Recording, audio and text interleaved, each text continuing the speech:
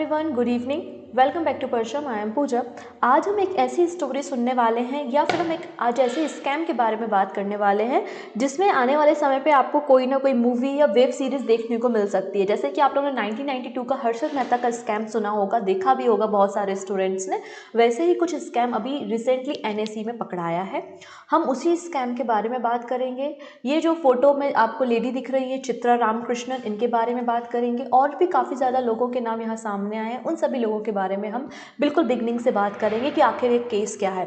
साथ ही साथ हम कुछ टर्म्स को भी समझेंगे, जैसे कि कोलोकेशन, क्योंकि इस पूरे स्कैम को जो नाम दिया गया है वो NSE का कोलोकेशन स्कैम नाम दिया गया है। तो ये पूरी कहानी हमको एक एक करके समझनी है, लेकिन ये कहानी हम शुरू करेंगे 1991 से।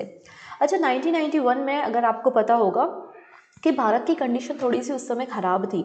भारत का जो फाइनेंशियल जो फॉरेन रिजर्व होता है वो केवल 7 डेज़ का ही लगभग बचा हुआ था। ऐसे हमारे जो जानकार लोग हैं वो कहते हैं कि उस समय भारत का जो फॉरेन रिजर्व था वो केवल 7 दिनों के लिए था। और अगर हमें कहीं से पैसे नहीं मिलते, लोन नहीं मिलता, तो हो सकता है कि भारत में एक फाइनेंशियल इमरजेंसी लग जाती। तो उस समय दो लीडर्स थे, एक थे हमारे PM नरसिम्हा राव जी और दूसरे हमारे finance minister doctor Manmohan Singh ji. इन दोनों ने मिलकर भारत में LPG को इंट्रोड्यूस किया। ठीक है, भारत में LPG मॉडल लाने का श्रेय इन दोनों को ही जाता है, इसलिए हम फादर ऑफ मॉडर्न इकोनॉमी जो है वो डॉक्टर मनमोहन सिंह जी को कहते हैं। LPG मॉडल लेकर आते हैं ये लोग भारत में। साथ ही साथ 1992 में ही एक स्कैम हो जाता है, जो कि वही हर्षद मेहता का स्कैम सामने पकड़ के आता है। अच्छा, मैं आपको बताना चाहती हूँ कि भारत का जो सबसे पुराना स्टॉक एक्सचेंज है वो BSE है। कौन सा स्टॉक एक्सचेंज है? बॉम्बे स्टॉक एक्सचेंज है, जो भारत का सबसे पुराना स्टॉक एक्सचेंज है। इसमें ही गड़बड़ी या इसमें ही स्कैम, जो SBI वाला स्कैम और BSE वाला स्कैम सामने आता है। हर्षद मेहता का केस आपने 1992 में डिस्कस किया होगा। तो उसके बाद ये डिसाइड किया जाता है कि हम अब अपना एक नया अलग मतलब एक और स्टॉक एक्सचेंज बनाएंगे, क्योंकि BSE में सारी चीज़ें मैनुअल हो रही हैं। हम चाहते हैं कि फुली इलेक्ट्रॉनिक, जो इंटरनेट से चले, फुली इलेक्ट्रॉनिक हो, जिसमें ट्रांसपेरेंसी रहे। तो हमें अपना एक नया अलग स्टॉक एक्सचेंज बनाना चाहिए। तो उस तरीके से 1992 में एक नया स्टॉक एक्सचेंज आता है जिसका नाम है नेशनल स्टॉक एक्सचेंज। क्या आ गया?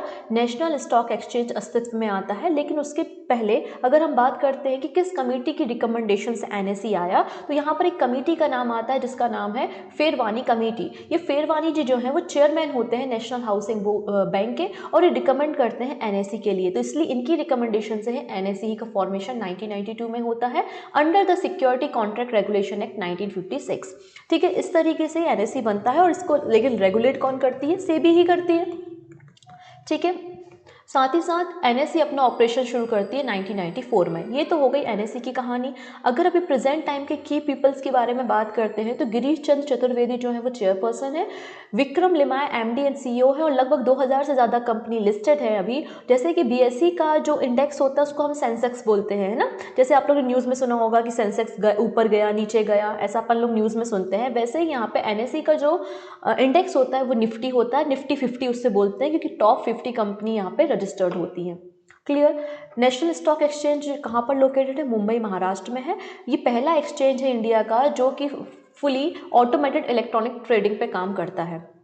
साथ ही साथ अकॉर्डिंग टू रिपोर्ट ये कहती है कि टोटल मार्केट कैपिटलाइजेशन जो है इसका वो 3.4 ट्रिलियन USD है, जो कि वर्ल्ड का 10th नंबर का लार्जेस्ट स्टॉक एक्सचेंज है। साथ ही साथ निफ्टी 50 को जो इंडेक्स है वो इंट्रोड्यूस किया गया था 1996 में NSE में। ये सारी बातें चलती हैं। अच्छा, जब NSE को बनाया जा रहा है तो एक कोर कमेटी बनाई जाती है। तो उस कोर कमेटी में एक और मेंबर होती है जिनका नाम होता है चित्रा रामचंद्रन। जो स्टार्टिंग में फोटो आपको स्क्रीन पे दिखी थी ना, ये जो फोटो है ये चित्रा रामचंद्रन की है। तो NSE की जो कोर कमेटी होती है उस कोर कमेटी में ये मेंबर होती है। तो एक तरीके से कह सकते हैं कि फाउंडिंग मेंबर कमेटी में जो है वो चित्रा जी का नाम है। चित्रा जी बेसिकली, अभी इनके बारे में हम देखेंगे, एक CA थी। इन्होंने CA की पढ़ाई की और उसके बाद IDBI बैंक में ये काम किया करती थी। IDBI बैंक में काम करने के बाद इन्होंने सेबी में भी काम किया है, और सेबी में काम करने के बाद ये NSE में आई हैं। तो इस तरीके से इन्होंने NSE में इस तरीके से इनकी एंट्री होती है, क्योंकि इनका IDBI बैंक में जो इनका परफॉर्मेंस होता है वो आउटस्टैंडिंग होता है। ठीक है, अब चित्रा रामचंद्रन जब 2013 तक आता है, तो 2013 में जो चित्रा जी हैं वो NSE की चेयरपर्सन, मतलब NSE की CEO बन जाती हैं। ये NSE की चेयरपर्सन बन गई हैं। चलो ठीक है, NSE की चेयरपर्सन बनने के बाद ये अपना काम कर रही हैं। लेकिन एक विसल ब्लोवर जो होते हैं जिन्होंने अपना वर्चुअल नेम केन फोंग बताया है। वर्चुअल नेम क्या बताया है इन्होंने? केन फोंग बताया है। और ये अपनी एक रिपोर्ट बनाते हैं और सेबी को भेज देते हैं। सेबी को बोलते हैं कि एनएसई के अंदर कुछ ना कुछ तो स्कैम चल रहा है, कुछ ना कुछ घपला चल रहा है, आप पता लगाइए। साथ ही साथ केन फोंग अपनी एक और रिपोर्ट जो है वो सुचिता दलाल को भेज देते हैं। किसे भेज दी अपनी एक रिपोर्ट? सुचिता दलाल। इनको तो सभी लोग जानते होंगे, चलो जो लोग नहीं जानते उनको बता देती हूँ मैं। आप लोग ने हर्षद मेहता स्टोरी देखी होगी, वेब सीरीज देखी होगी, उसमें वो जो लेडी रोल कर रही है ना जर्नलिस्ट का, वही है सुचित्रा दलाल। ठीक है, तो सुचित्रा दलाल बेसिकली एक जर्नलिस्ट है। मनी लाइफ करके इनका न्यूज़पेपर होता है और एनएसई की जो रिपोर्ट आती है केन फोंग से, वो अपनी इस रिपोर्ट को अपने न्यूज़पेपर में पब्लिश कर देती है। जैसे ही न्यूज़पेपर में पब्लिश करती है रिपोर्ट, तो एनएसई इनको बहुत प्रेशर देना शुरू कर देता है कि आपने ऐसे कैसे रिपोर्ट पब्लिश कर दी, आप हमारी बेइज्जती कराना चाहते हैं। तो इस पर डिफेमेशन का केस जो है वो दलाल पे एनएसई लगा देती है और इनके ऊपर पेनल्टी लगा देती है 100 करोड़ रुपीस की। जब इतनी बड़ी पेनल्टी इन पर और इनके हस्बैंड पे लगा दी जाएगी तो ये पूरा मामला कहाँ पहुँच जाएगा? ये पूरा मामला पहुँच जाएगा supreme court, sorry high court, Bombay high court में पूरा मामला पहुँच जाता है। जब बॉम्बे हाई कोर्ट में ये मामला पहुंचता है तो इन्वेस्टिगेशन होती है और पाया जाता है कि यहाँ पे जो फॉल्ट है ना वो एनएसई का ही फॉल्ट है। और सुचिता दलाल और यहाँ पे देबाशीष बासु को एनएसई कहता है कि आप इन दोनों को जो है वो 1.5 लाख रुपए कंपनसेट करो, साथ ही साथ 47 लाख रुपीज़ जो है वो आप टाटा मेमोरियल जैसे हॉस्पिटल को डोनेट करो। तो ये पूरी कहानी होती है सुचित्रा दलाल के बारे में, जो कि 2006 में इनको जर्नलिज्म के लिए पद्मश्री भी दिया जा चुका है। क्लियर? अब जब ये पूरा मामला सामने आता है तो यहाँ पे सेबी एक कमेटी अपॉइंट करता है Ernst and young. Ernst and young को बोलता है कि आप एक काम करो, एक फॉरेंसिक ऑडिटिंग करो और रिपोर्ट को तैयार करो। और जब ये ऑडिटिंग और रिपोर्ट तैयार हो रही होती है 2016 में, तो यहाँ पर जो चित्रा रामचंद्रन होती है वो एनएसई से रिज़ाइन कर देती हैं। जब उन पे इतने सारे एलिगेशंस लगाए जा रहे हैं, इन पे कोलोकेशन का मामले पे आ रहे हैं, इन पे रिलोकेशन के कोलोकेशन के मामले में इनका स्कैम में नाम आया है, लेकिन उसके बाद भी रामचंद्रन को जो है वो अच्छे से इनको रिज़ाइन कर देते हैं। एकदम वो फेयरवेल पार्टी दे देखे और लगभग जब रिज़ाइन करती हैं, जब जाती है छोड़ के, तो इनको 44 करोड़ रुपीस जो भी इनका रह जाता है ना, इनका पीएफ बना होगा या जो भी इनका अमाउंट बना होगा, तो 44 करोड़ रुपीस के साथ इनको विदा कर दिया जाता है 2016 में। क्लियर? तो यहाँ पे बात आती है कि ये जो कोलोकेशन स्कैम कौन सा है जो कि केन फोंग की रिपोर्ट में आया था सामने। तो यहाँ पर इस बात को समझने की हम कोशिश करते हैं। फॉर एग्जांपल, आप लोग ने जैसे कि सब्जी मार्केट देखा होगा, सब्जी मार्केट में बहुत सारी दुकानें होती हैं, हर एक सब्जियों के रेट अलग अलग होते हैं। आप वहाँ जाते हैं, उनसे पूछते हैं और इस तरीके से मार्केट से सामान खरीदते हैं।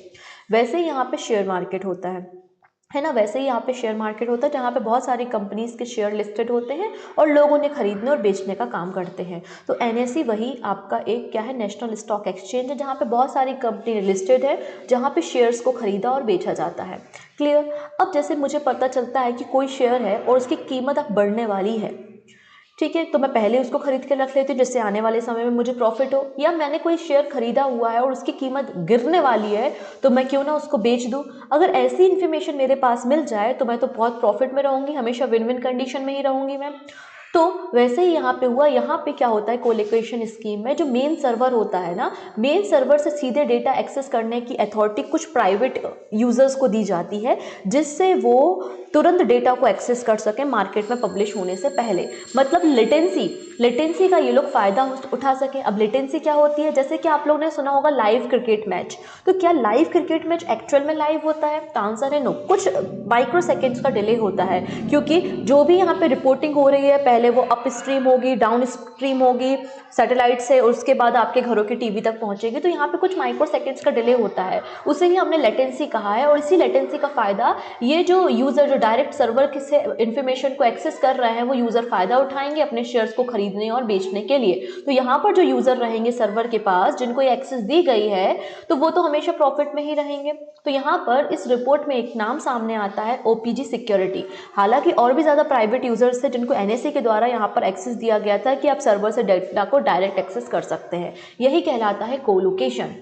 विद द कोलोकेशन फैसिलिटी यहाँ पे देखिए क्या क्या होता है colocation, there is a dedicated space in the exchange building right next to the exchange server with high frequency and also trade can place their system और प्रोग्राम। ठीक है, ओपीजी सिक्योरिटी का यहाँ पे नाम आता है और ऐसा पाया जाता है 2012 से 14 के बीच में इसके प्रॉफिट में लगभग 700% तक का इजाफा देखने को मिलता है। तो ये पूरा ओपीजी सिक्योरिटी का मामला आता है और ऐसे कई सारे मामले यहाँ पे कई सारी कंपनियों के नाम आते हैं और बात पता चलती कि एनएसए के अंदर से ही किसी ने परमिशन दी थी, तभी तो ये सर्वर से डायरेक्ट इन्फॉर्मेशन को एक्सेस कर पा रहे थे। साथ ही साथ ये भी सामने आया कि एनएससी जो है वो टीबीटी टेक्नोलॉजी पे, टिक बाय टिक टेक्नोलॉजी पे काम करती है। मतलब इसमें क्या होता है, पहले ही कुछ पर्टिकुलर लोग जो है वो इन्फॉर्मेशन को एक्सेस कर सकते हैं। ये टीबीटी टेक्नोलॉजी है पूरे वर्ल्ड में किसी भी स्टॉक एक्सचेंज में यूज नहीं होती है, लेकिन एनएससी में यूज हो रही थी, क्योंकि जो generally alternative architect multi server या फिर मल्टीकास्ट टेक्नोलॉजी का यूज किया जाता है, जब रियल टाइम में सभी सिस्टम्स को, सभी सर्वर को एक साथ इन्फॉर्मेशन ट्रांसफर की जाए, तो ये बाकी सिस्टम में यूज होता है। लेकिन एनएससी में जो सर्विस यूज हो रही थी वो टीबीटी सर्विस थी, जिसमें पर्टिकुलर कुछ पर्संस को कुछ माइक्रो सेकंड पहले ही इंफॉर्मेशन एक्सेस करने के राइट्स हो गए थे।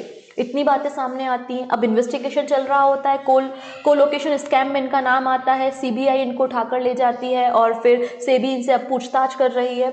जब इनसे सेबी पूछताछ कर रही है तो एक और मामला सामने आया है, इनका कोई रिलेशन हिमालयन योगी से बताया गया है। तो आइए हम समझते हैं हिमालयन योगी की बातें।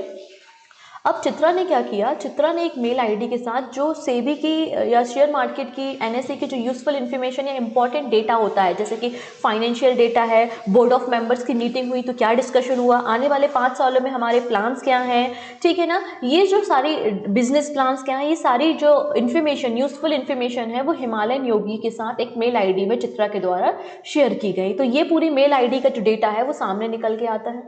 जो यहाँ पे मेल आईडी यूज की जाती है वो rigyasurshama@outlook.com यहाँ पर यूज किया जाता है और यहाँ से काफी ज्यादा इन्फॉर्मेशन को ट्रांजेक्शन किया गया है या फिर मेल में भेजा गया है। तो सेबी इनसे पूछताछ कर रही है कि ये सिद्ध पुरुष या योगी बाबा जो आप नाम दे रही हैं ये कौन है और आप इनसे कहाँ मिली हैं। तो यहाँ पे चित्रा कहते हैं कि आज से 20 साल पहले गंगा नदी के किनारे में इन बाबा से मिली थी और ये मेरे मार्गदर्शक हैं, ये हमेशा मुझे सही गाइड करते हैं, तो इसलिए मैं इनके साथ इन्फॉर्मेशन शेयर कर रही थी। ठीक है, ये बात इन्होंने कही। तो इन्होंने पूछा, सेबी ने पूछा कि आप इन बाबा से कभी मिली हैं? तो उन्होंने बोला नहीं, मैं तो 20 साल पहले मिली थी, उसके बाद जब बाबा को मिलना होता है तभी हम मिलते हैं, नहीं तो हमारा कोई भी फिजिकल यहाँ पे मीट नहीं होता, हम हमेशा मेल के जरिए ही बात करते हैं। तो चित्रा से पूछा गया, एक बात बताइए ये बाबा जो हैं वो रहते कहाँ हैं? तो उन्होंने बोला समवेयर इन हिमालय, हिमालय की रेंज में कहीं पर ये रहते हैं, उनकी एग्जैक्ट लोकेशन तो मुझे नहीं पता, पर हिमालय में कहीं ये बाबा रहते हैं। तो अगला क्वेश्चन इनसे पूछा गया सेबी के द्वारा, तो फिर जब हिमालय में रहते हैं तो मेल आईडी को एक्सेस कैसे कर पा रहे हैं? तो इतनी बड़ी लेडी जो एनएससी की चेयरमैन है, साथ ही साथ एक सीए है, आईडीबीआई बैंक में काम कर चुकी हैं, सेबी में काम कर चुकी हैं, और वो बोलती हैं कि जो बाबा है ना उनके पास बहुत सारी आध्यात्मिक शक्तियां हैं, बहुत सारी स्पिरिचुअल पावर्स हैं जिनके जरिए वो यहाँ पर मेल को एक्सेस कर पा रहे हैं। ठीक है, इसलिए मैं उनके साथ सारा डेटा शेयर करती हूँ। तो सेबी ने कहा ये तो बहुत इलीगल है, आप ऐसे किस तरीके से हमारी पॉलिसी को ब्रीच कर सकते हैं, कैसे आप सिक्योरिटी से जुड़ी हुई चीज़ों को इस तरीके से किसी अननोन बाबा को मेल कर सकते हैं। तो ये आंसर करती हैं, जैसे हम जब मुसीबत में पड़ते हैं तो अपने पेरेंट्स से डिस्कशन करते हैं, मार्गदर्शन लेते हैं, वैसे ये बाबा हैं जो मुझे सही रास्ता दिखाते हैं। चलो, ये सारी बातें चल रही थी। तो फिर इस पूरे चैट में एक और नाम सामने आता है, और वो ये जो रेड कलर का सर्कल वाली फोटो आपको दिख रही है ना, आनंद सुब्रमण्यम। आनंद सुब्रमण्यम का नाम सामने आता है। आनंद सुब्रमण्यम वही व्यक्ति है जिनको चित्रा के द्वारा एनएससी में अपॉइंट किया गया था। ठीक है, बाबा के कहने पर इन्हीं किसी सिद्ध पुरुष योगी बाबा ने कहा था कि आप ये आनंद है, आनंद सुब्रमण्यम है, ये अच्छे व्यक्ति हैं, आप इनको एनएससी में अपॉइंट कीजिए हायर पोजीशन पे। तो एक हायर पोजीशन में चित्रा जो है इन्हें अपॉइंट करती हैं। अब इतनी बड़ी ऑर्गेनाइजेशन है, किसी व्यक्ति को अगर आप हायर करते हो तो एक प्रॉपर प्रोसीजर होता है ना, प्रॉपर इंटरव्यूज होते हैं, बोर्ड मीटिंग्स होती हैं, बोर्ड्स मेंबर के द्वारा डिस्कशन होता है, लेकिन इनकी अपॉइंटमेंट में ऐसा कुछ भी नहीं हुआ। आनंद का पर्सनल इंटरव्यू जो है वो चित्रा ने लिया और इनको अपॉइंट कर दिया। आनंद पहले जिस कंपनी में काम करते थे वहां पे इनकी सैलरी मात्र 15 लाख रुपए थी, लेकिन जब चित्रा ने इन्हें अपॉइंट किया एनएससी में तो इनकी सैलरी 1.68 करोड़ रुपीस कर दी गई, और आने वाले 2 सालों में इनकी सैलरी 5 करोड़ हो गई। तो इतना हाइक भाई किस नौकरी में दिया जाता है, लेकिन इस नौकरी में इनको काफ़ी फायदा हुआ। साथ ही साथ बाबा चित्रा को मैसेज करते हैं और कहते हैं कि जो आनंद है ये पर्टिकुलर कुछ काम के लिए है, ये बहुत इंटेलिजेंट हैं। तो जैसे नॉर्मल व्यक्ति 5 दिन हफ्ते में काम करते हैं, लेकिन आनंद जो है वो हफ्ते में 3 दिन काम करेंगे, तो ये हफ्ते में 3 दिन भी काम करते थे। और काफ़ी ज़्यादा इंपॉर्टेंस इनको दी गई, फर्स्ट क्लास की टिकट, काफ़ी सारा इनको जो भी प्रॉफिट्स हैं, है ना, वो सारी चीज़ें आनंद को दी जाने लगी। तो एक केस ये भी सामने आता है। तो क्या क्या बातें हो गई, तो कोलोकेशन की बातें हो गई, दूसरी बात इस आनंद की अपॉइंटमेंट की बातें हो गई, और तीसरी बात हो गई यहाँ पे किसी सिद्ध पुरुष योगी जी के साथ जो है वो ये रिपोर्ट शेयर की जाती थी मेल आईडी में। सेबी की जो इन्फॉर्मेशन है वो चित्रा ने शेयर की। ये तीनों बातें सामने आती हैं। अब पूरी की पूरी टीम अब किसको ढूंढने में लग जाएगी, ये योगी बाबा है कौन भाई, इनका पता तो करो जिनके साथ यूजफुल इन्फॉर्मेशन ट्रांसफर की है। तो यहाँ पे कुछ रिपोर्टर्स कहते हैं, और कुछ रिपोर्ट्स में हमको, जो मैं अभी न्यूज़पेपर पढ़ रही थी, तो रिपोर्ट में सामने आया है कि जो आनंद है ना, यही बाबा है, ये जो आनंद है ये यही बाबा है, ऐसी बातें भी निकलकर सामने आई हैं। क्लियर। तो फिर इस पूरे स्कैम के में जब ये पकड़ाई, तो ये इनके साथ पूछताछ चल रही, तो इन्होंने पिटीशन फाइल किया है बेल के लिए, लेकिन इनकी पिटीशन को खारिज कर दिया गया है। साथ ही साथ स्ट्रिक्ट ऑर्डर दिए गए हैं कि आप देश को छोड़कर नहीं जा सकते, इनकी बेल को डिनाई कर दिया गया है। अब थोड़ी सी बातें हम रामाकृष्णन के बारे में कर लेते हैं। चित्रा रामाकृष्णन जो है वो फर्स्ट वीमेन हेड है इंडियन स्टॉक एक्सचेंज में। इन्होंने 21 ईयर्स में सीए का कोर्स कंप्लीट, मतलब ये जो चार्टर्ड अकाउंटेंट का कोर्स है वो कंप्लीट करने के बाद आईडीबीआई बैंक में एज असिस्टेंट मैनेजर ज्वाइन किया था। इसके बाद इन्होंने security and exchange board of India में भी इन्वॉल्व रही, उसकी कुछ कमेटीज़ में भी, कोर कमेटीज़ में मेंबर रही। फिर 2009 में इन्होंने एनएससी ज्वाइन किया, और 2013 में सीईओ बन गई, सीईओ ऑफ एनएससी ये बन गई। ठीक है। Ramakrishnan was associated with NSE in a leadership position since its inception in 1991, मतलब स्टार्टिंग से ही है। और फोर्ब्स की रिपोर्ट के according Forbes women leader of the year 2013 में भी इनका नाम आया है। मोस्ट पावरफुल वीमेंस में भी इनका नाम कैलकुलेट किया गया है, चित्रा रामचंद्रन का। ये सारी बातें हुई। इसके बाद यहाँ पर एक और नाम आता है, जो ये दिख रहा है, रवि नारायण। तो रवि नारायण की जगह पर ही तो चित्रा रामकृष्णन आई थी, मतलब पहले सीईओ रवि नारायण थे, और रवि नारायण के बाद जो अगली सीईओ और एमडी बनती हैं वो चित्रा रामकृष्णन बनती हैं। तो यहाँ पर ये भी एलिगेशन लगाए गए हैं कि जब ये अपॉइंटमेंट हुई थी, आपको सारी चीज़ें पता थी अपॉइंटमेंट्स के बारे में कि गलत तरीके से अपॉइंटमेंट हुई है या फिर कोलोकेशन चल रहा है, तो इन सब बारे में पहले आपने इन्फॉर्मेशन क्यों नहीं दी। और यहाँ पे कुछ सैंक्शंस जो हैं वो इन दोनों पे, 3 लोगों पे सैंक्शंस लगाए गए हैं। एक तो चित्रा रामचंद्रन पे, दूसरा रवि नारायण पे, और तीसरा आनंद सुब्रमण्यम पे सैंक्शन लगाए गए हैं। रामकृष्णन एंड सुब्रमण्यम को बार कर दिया गया है कि किसी भी मार्केट इंफ्रास्ट्रक्चर इंस्टीट्यूशन से वो अगले 3 सालों तक नहीं जुड़ सकते, और जो रवि नारायण है उनको बार कर दिया गया है फॉर द 2 ईयर्स। ठीक है। यहाँ पे बोला गया कि आनंद सुब्रमण्यम पहले बाल्मर लॉरिस में वाइस प्रेसिडेंट के रूप में 15 लाख रुपए के पैकेज पे काम करते थे। उन्होंने 2013 में एनएससी ज्वाइन किया with the package of 1.68 crore, और अप्रैल 2016 तक इनका पैकेज जो है वो इंक्रीज होकर 5.21 करोड़ रुपीज हो गया था। बिजनेस स्टैंडर्ड की रिपोर्ट मैंने यहाँ पे सोर्स के रूप में ली है, वहाँ से डेटा मैंने कलेक्ट किया है। साथ ही साथ यहाँ पे ये भी एलिगेशन लगाए गए हैं कि रामाकृष्णन ने इन्फॉर्मेशन शेयर की है एक किसी योगी से, किसी बाबा से, जैसे कि फाइनेंशियल रिजल्ट हो गया या फिर ह्यूमन रिसोर्स पॉलिसीज हो गई एटसेट्रा।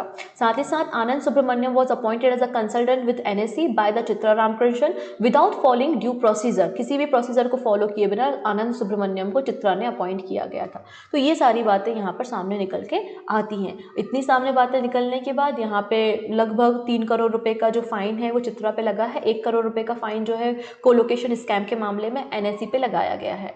और यहाँ पे ये कुछ लोगों के, रवि नारायण पे भी कोलोकेशन के मामले में एनएससी के द्वारा जो है वो कुछ चार्जेस लगाए गए हैं। तो ये पूरा मामला इस तरीके से सामने आता है। अंत में एनएससी के बाद अगर हम बात करते हैं बीएसई के बारे में, तो बीएसई जो होता है बॉम्बे स्टॉक एक्सचेंज, एशिया का ओल्डेस्ट स्टॉक एक्सचेंज है। ठीक है, 1875 से काम कर रहा है। BSE only switch to the electronic trading in 1995। Electronic trading में कब आया? 1995। हर्षद मेहता के स्कैम के बाद इलेक्ट्रॉनिक ट्रेडिंग शुरू हो रही है। इसमें म्यूचुअल फंड, करेंसी ट्रेडिंग भी इसको इनकरेज करता है, और इसका जो इंडेक्स है वो सेंसेक्स है, और इसमें लगभग टॉप 30 स्टॉक इंडेक्सेस शामिल है, और लगभग 5000 कंपनीज जो इसके अंदर लिस्टेड है। तो ये कुछ बातें थी, आई होप आप लोगों को समझ में आई होगी। तो अंत में जाते जाते एक क्वेश्चन मैं आपसे पूछते हुए जा रही हूँ, आंसर देने की कोशिश करेंगे आप हमको। Who is the founder of the word census? ये जो वर्ड आता है, जो इंडेक्स है बीएसई का, ये वर्ड किसने इंट्रोड्यूस किया था? उस पर्सन का नाम आप बताइएगा। ठीक है। So thank you so much. I hope आपको ये पूरी कहानी समझ में आ गई होगी कि हो क्या रहा है मार्केट में। ठीक है। योगी की कहानी भी समझ में आ गई होगी कि बाबा जी कौन थे, हिमालय में थे कि क्या थे। तो ये पूरा मुद्दा था, बाकी बातें हम आने वाले सेशन में करेंगे। Take care.